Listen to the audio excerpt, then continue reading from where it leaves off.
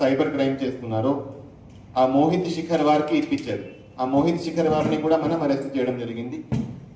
So ఈ account వీళ్ళు Indore and Jaipur, Indore వెళ్ళారు, జైపూర్ వెళ్ళారు. జైపూర్లో వాళ్ళు ఉండగా ఈ అంతా ఆ రోజు ఈ డిజిటల్ అరెస్ట్ చేయడం జరిగింది. అంతా అకౌంట్కి ట్రాన్స్ఫర్ అయింది మనీ. అకౌంట్కి ట్రాన్స్ఫర్ అయినాక ఇమీడియట్గా మనీ బయటికి వెళ్ళిపోయింది. ఏదైతే మనీ ట్రాన్స్ఫర్ అయిందో బయటికి వెళ్ళిపోయిందో దానికి 3% వాళ్ళకి ఇవ్వడం జరిగింది. సో వాళ్ళకి కమిషన్ కింద అరౌండ్ 3.6 lakhs వాళ్ళకి కమిషన్ కింద వచ్చింది. ఆ కమిషన్ కూడా USDT అంటే డిజిటల్ కరెన్సీలో రావడం జరిగింది. నార్మల్గా మనం బ్యాంక్ అకౌంట్లో చూస్తే ఆ ట్రాన్సాక్షన్ మనకి కనపడదు. సో డిజిటల్ కరెన్సీలో వాళ్ళకి కమిషన్ రావడం జరిగింది. ఏదైతే ఈ 3.6 lakhs ఏదైతే వచ్చిందో దాని నుంచి దాని భాగంగా 1.6 lakhs ఎవరైతే ఈ డాక్టర్ ఉన్నారో, లక్ష్మణ్ ఉన్నాడో, మోహన్ ఉన్నాడో వాళ్ళకి ఆ అకౌంట్ ఇచ్చినందుకు వాళ్ళకి ఆ 1.6 lakhs డబ్బు వాళ్ళకి ఇవ్వడం జరిగింది. మిగతా డబ్బులు వాళ్ళు వాళ్ళ ఖర్చుకి వాడుకున్నారు. సో ఈరోజు ఈ కేసులో మనం నలుగురిని అరెస్ట్ చేయడం జరిగింది. ఒకడు A1 సాయి శ్రీనివాస్, అతను పార్వతీపురం సంబంధించిన అతను. A2 మోహిత్ శిఖర్వార్, అతను ఆగ్రా సంబంధించిన అతను వీళ్ళ దగ్గర నుంచి ఈ అకౌంట్ తీసుకొని, అకౌంట్ డీటెయిల్స్ తీసుకొని ఈ అకౌంట్ వాడుకొని దానికి సైబర్ క్రైమ్ కి వాడడం జరిగింది. So Mohit Shikharwar is connected to ఇంకా కొంతమంది ఉన్నారు. నార్త్ ఇండియాలో కొంతమంది ఈ మోసాలు చేస్తున్నారు, వాళ్ళతో కనెక్టెడ్ ఉన్నాడు. ఇంకా వాళ్ళని ఇంకా మనం అరెస్ట్ చేయాల్సి ఉంది. ఈ కేసులో further investigation will continue and మిగతా వాళ్ళని కూడా మనం అరెస్ట్ చేయడం జరుగుతుంది. A3 కరేజ్ స్టీవెన్, అతను అనకాపల్లి డిస్ట్రిక్ట్ సంబంధించిన అతను. సో A1 A3 కలిసి ఈ మోహిత్ శిఖర్ వారికి కాంటాక్ట్ చేసి ఈ అకౌంట్ ఇప్పించారు. అదేవిధంగా మోహన్ అనే అతను నెల్లూరు అతను ఈ డాక్టర్తో పరిచయం ఉండి వీళ్ళతో కనెక్ట్ చేశాడు. సో ఈ నలుగురును ఈ రోజు అరెస్ట్ చేయడం జరిగింది. వాళ్ళ దగ్గర నుంచి 3 phones, 50,000 క్యాష్ అండ్ ఏదైతే అకౌంట్ వాడారో ఆ అకౌంట్ సంబంధించి మొత్తం కిట్ రికవర్ చేయడం జరిగింది. సో ఈ కేసులో మనం చూసింది ఏంటంటే చాలా మంది టెలిగ్రామ్ యాప్లో, టెలిగ్రామ్ గ్రూప్లో కొన్ని గ్రూప్స్ నడుస్తున్నాయి. ఆ గ్రూప్స్లో ఎవరికైతే ఈ కరెంట్ అకౌంట్స్ ఉంటాయో, ఎవరైతే ఈ అకౌంట్ సప్లై చేస్తారో వాళ్ళని మెంబర్గా చేర్చుకొని వాళ్ళకి ఏదైతే వాళ్ళు అకౌంట్ ఇస్తారో ఆ అకౌంట్కి సంబంధించి వాళ్ళకి కొంత కమిషన్ ఇవ్వడం జరుగుతుంది. సో వాళ్ళ దాంట్లో ఏదైతే వాళ్ళు అకౌంట్ ఇస్తారో ఆ అకౌంట్ సంబంధించి ఎవరైతే ఉంటాడో వాళ్ళకి టికెట్స్ బుక్ చేసి, హోటల్లో బుకింగ్ చేసి ఏదో ఒక ప్లేస్కి రమ్మంటారు. ఆ ప్లేస్కి వెళ్ళినాక వాళ్ళ అకౌంట్ సంబంధించి మొత్తం అకౌంట్ కిట్ వాళ్ళు తీసుకొని, సిమ్ తీసుకొని వాళ్ళ డివైస్లో పెట్టేసి ఈ అంతా సైబర్ క్రైమ్ చేయడం జరుగుతుంది. ఏదైతే వాళ్ళ అకౌంట్లో డబ్బు వచ్చిందో పోయిందో, అంటే వాళ్ళ అకౌంట్లో 5-10 minutesలోనే అంత డబ్బు వస్తుంది, 5-10 minutesలోనే వెళ్ళిపోతుంది.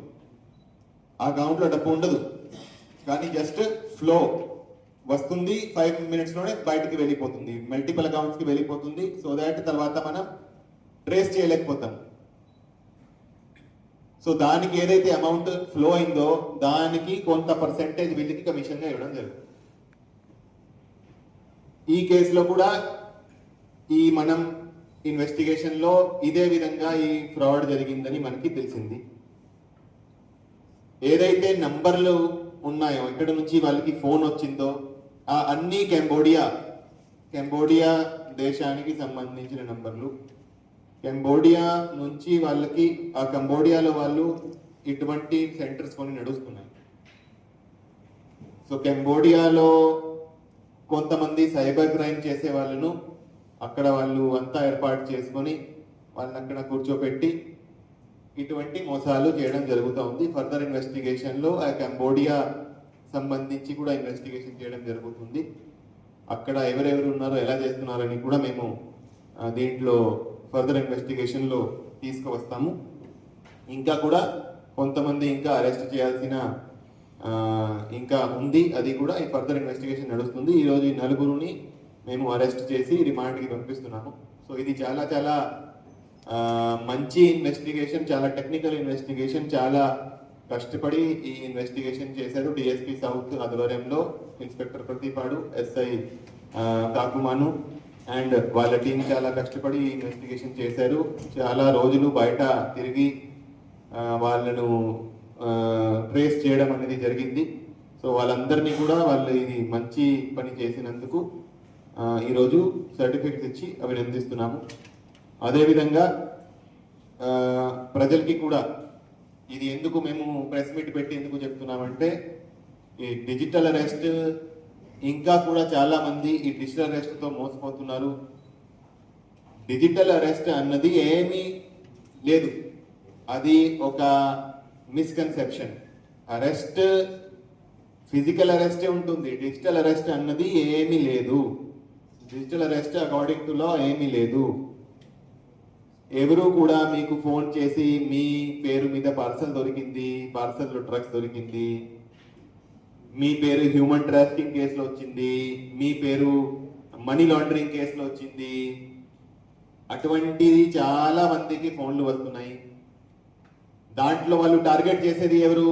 Retired government employees. Retired government employees దగ్గర బాగా డబ్బు ఉంటుంది. వాళ్ళను టార్గెట్ చేస్తే వాళ్ళు సాఫ్ట్ టార్గెట్స్, వాళ్ళు మా మాటలతో మోసపోతారని ఉద్దేశంతో మెయిన్లీ రిటైర్డ్ ఎంప్లాయీస్ ని టార్గెట్ చేయడం జరుగుతుంది. సో ప్రజలందరూ కూడా ఇది గమనించాలి. ఎవరు కూడా మీకు ఇటువంటి మాయమాటలు చెప్పి ఫోన్ చేస్తే దయచేసి నమ్మకండి. ఇట్లాంటి ఫోన్ కాల్స్ ఏమైనా వస్తే ఇమీడియట్ గా మీరు కట్ చేయండి, వాళ్ళతో మాట్లాడడం అవసరం లేదు. ఎక్కడ కూడా మీ మీద ఏమైనా కేసు పెట్టాలంటే దానికి మీకు ఫస్ట్ ఫోన్ చేసి ఇంటిమేషన్ ఇవ్వరు, దాని మీద మీకు డబ్బు అడగరు. ఏ స్టేట్ లో కూడా ఏ డిపార్ట్మెంట్ నుంచి కూడా ఇట్లా ఫోన్ చేసి డబ్బు అడగడం అనేది జరగదు. సో డిజిటల్ అరెస్ట్ అనేది ఒక misconception. Digital arrest does not exist. So digital arrest చేస్తున్నాము, మీరు ఎవరికి చెప్పకండి, బయట మీ ఫ్యామిలీకి చెప్పకండి, బ్యాంక్ వాళ్ళకి చెప్పకండి, పోలీస్కి చెప్పకండి. చెప్తే మీకు ఇది అవుతుంది అది అవుతుంది, దయచేసి ఇట్లాంటి మాటలను నమ్మకండి. ఇది చాలా చాలా మంది దాంతో మోసపోతున్నారు. ఇది గమనించి అందరూ కూడా జాగ్రత్తగా ఉండాలని మేము కోరుతున్నాము. Thank you. సో మనం ఇంతకు ముందు కూడా మనకి కొన్ని కేసులు మనం చూసాము. కొంతమంది ఇండియన్ ఇమిగ్రెంట్స్ని వాళ్ళు కంబోడియాకి తీసుకెళ్ళడము, అక్కడ వాళ్ళను కొన్ని సెంటర్స్లో పెట్టడము, చాలా బ్యాడ్ కండిషన్స్లో పెట్టడము, వాళ్ళ చేత ఇట్లాంటిది చేయించడం కూడా మనకి స్టేట్ లెవెల్లో కూడా మన దృష్టికి వచ్చింది. సో ఇది కూడా దాంతోనే సంబంధం ఉండొచ్చు అని మేము అనుకుంటున్నాము. సో ఇప్పుడు యాజ్ ఆఫ్ నౌ మాకు ఉన్న క్లూజ్ ఏంటంటే అవన్నీ నంబర్లు కంబోడియా నుంచే ఆపరేట్ అవుతున్నాయని మనకి తెలుస్తుంది.